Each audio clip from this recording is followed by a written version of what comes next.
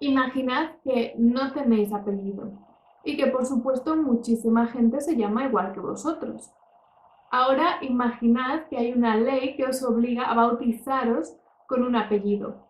¿Qué palabra elegiríais para que os acompañara el resto de vuestra vida y también a la de vuestros descendientes?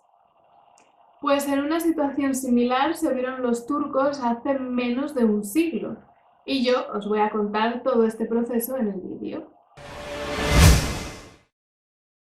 Durante gran parte de la historia de los turcos, los apellidos, como los entendemos hoy en día, no existían. Claro, el problema era cómo diferenciar a unas personas de otras si, lógicamente, los nombres propios se repetían. En realidad, existían varias maneras, aunque no había ninguna que fuera generalizada ni oficial. Una de ellas era hijo de o hija de.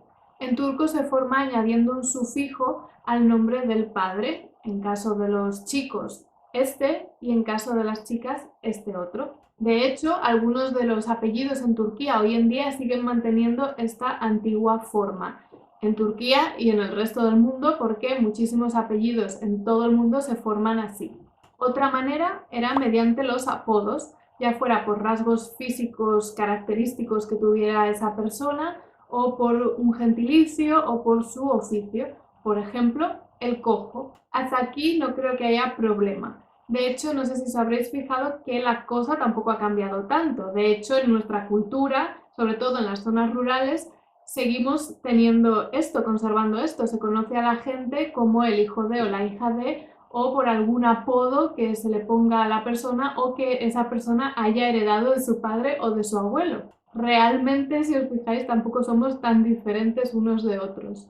Las siguientes formas que os voy a contar sí que nos pueden despistar un poco más porque nosotros no lo tenemos en nuestra cultura.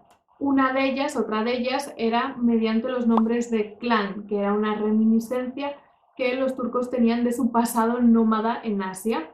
Los turcos se agrupaban socialmente en clanes y cada clan tenía un nombre, como por ejemplo el clan de los espadas.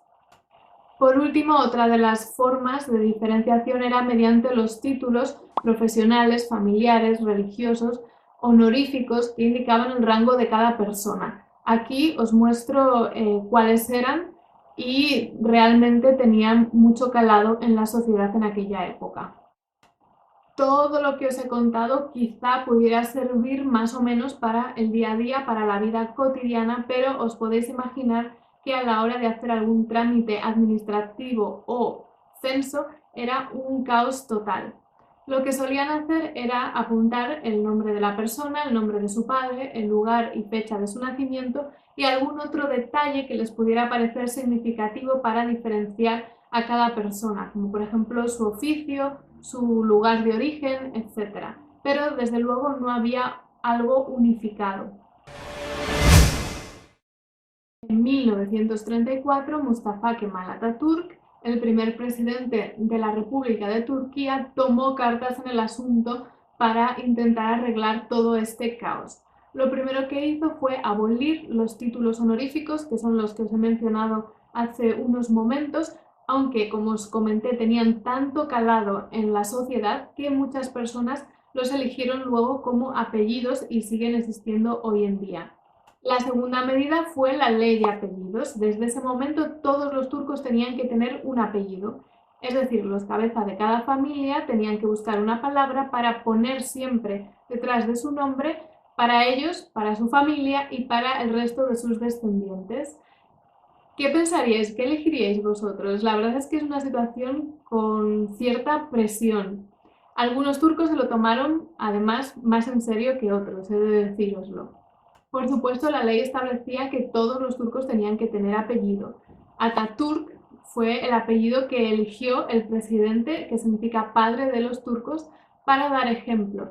Y como excepción se decidió que solamente él pudiera llevar ese apellido, ni siquiera sus descendientes lo llevan. En cuanto a las mujeres, la ley establecía que debían de adoptar el apellido del marido cuando se casaran, aunque hoy en día se les permite conservar su apellido de solteras en primer lugar y después el apellido del marido. Para mí es muy importante esto, no sé si es quizá porque vengo de un país donde las mujeres conservan sus dos apellidos cuando se casan. El caso es que a los turcos les tocó echar mano de su creatividad y de su imaginación y buscar una palabra que les sirviera de apellido para sí mismos y para el resto de sus descendientes, algunos con mayor acierto que otros, también os lo tengo que decir.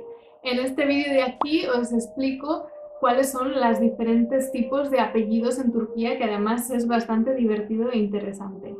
Desde luego, tener apellidos era un paso muy importante para la occidentalización del país, junto al resto de medidas que se llevaron a cabo durante esos años y que las cuento en este vídeo de aquí. Además, también era muy importante para agilizar los trámites administrativos y evitar todo el caos que ya os he contado que existía. No sé si a vosotros os parece tan llamativo como a mí el hecho de que los apellidos de los turcos hayan aparecido hace menos de 85 años. Pensad que si los turcos quisieran investigar sobre su pasado, sobre sus orígenes, les resultaría muy complicado porque los apellidos evidentemente dan mucha información al respecto. Dejadme en los comentarios si a vosotros también os parece importante este tema o si por el contrario os da igual investigar sobre vuestros orígenes, y también decidme qué sentiríais si os vierais en esta situación, si tuvierais que de repente poneros un apellido a vosotros mismos y a vuestros descendientes, si sentiríais presión o si os gustaría, no sé, dejadme lo que opináis al respecto. Yo, por mi parte, me despido hasta la semana que viene, hasta el vídeo siguiente. Hoşça kal.